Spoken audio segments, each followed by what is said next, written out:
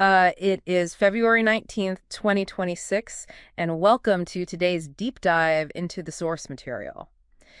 We are looking at what might be the most frustrating paradox in crypto right now, the open network. Right. Better known as the Telegram blockchain. Exactly. And on paper, this setup looks completely unbeatable. I mean, you have a blockchain directly integrated into an app with 900 million users. It should theoretically be the biggest ecosystem on Earth. It really should.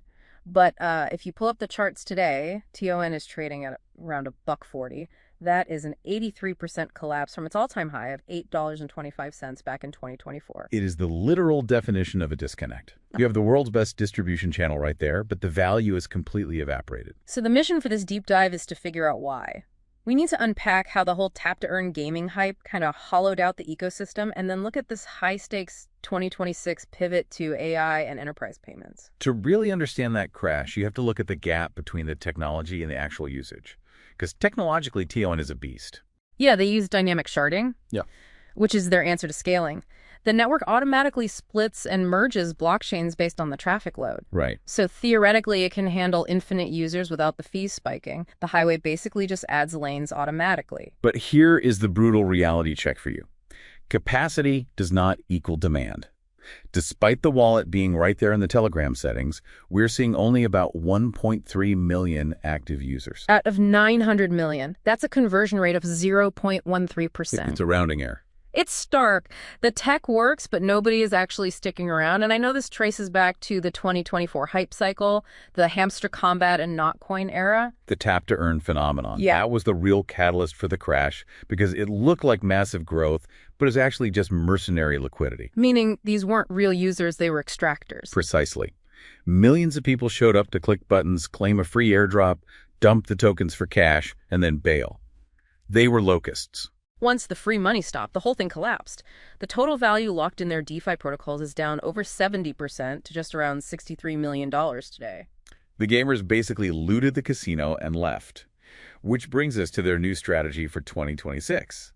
Stop trying to be viral and start being useful. They want to become invisible infrastructure, like the Banksa partnership targeting SMEs in Asia for cross-border payments. Exactly. Using stablecoins like USDT on TON to bypass local banking delays, it's totally unsexy plumbing, but it solves a very real problem. And then there's Cocoon, the confidential compute open network. This is their big AI angle where you can essentially rent out your idle GPU power for AI training tasks. It's like an Airbnb for your graphics card. And the genius part of that pitch is that Telegram itself is the anchor client. Which makes total sense, using that massive user base to build a decentralized compute grid. But even if that utility is real, we have to talk about the tokenomics, because the inflation numbers are alarming. They're terrible, honestly. The network mints about 96,000 new TON every single day to pay validators. While burning only about 2,600. Right, so you have a supply flood. Nearly 100,000 tokens hitting the market daily without the demand to soak it up. Price suppression is mathematically guaranteed unless that boring infrastructure usage skyrockets. And that's before we even touch on the centralization. Whales hold over 85% of the supply. Which naturally leads us to the Durov factor. You just can't separate TON from Pavel Durov. Right. And to be totally clear to you listening, our sources cover some politically charged territory regarding his August 2024 arrest in France. We are absolutely not endorsing any political viewpoints or taking sides here. We're just impartially conveying what the market analysis says. And the market analysis says TON trades at a geopolitical discount. Investors realize that if Telegram gets regulated out of existence, TON loses its entire distribution mechanism overnight. It's a single point of failure. If the app goes down, the network goes dark. And looking at the immediate term, there is a huge catalyst you need to watch this week on February 21st.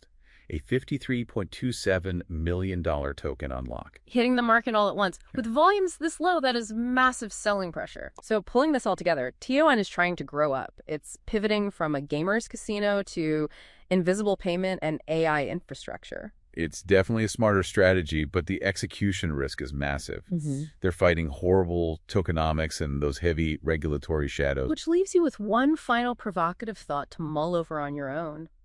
If TON's survival depends entirely on the fate of one centralized messaging app, can it ever truly be decentralized, or will it always just be held hostage by the geopolitical fate of a single company?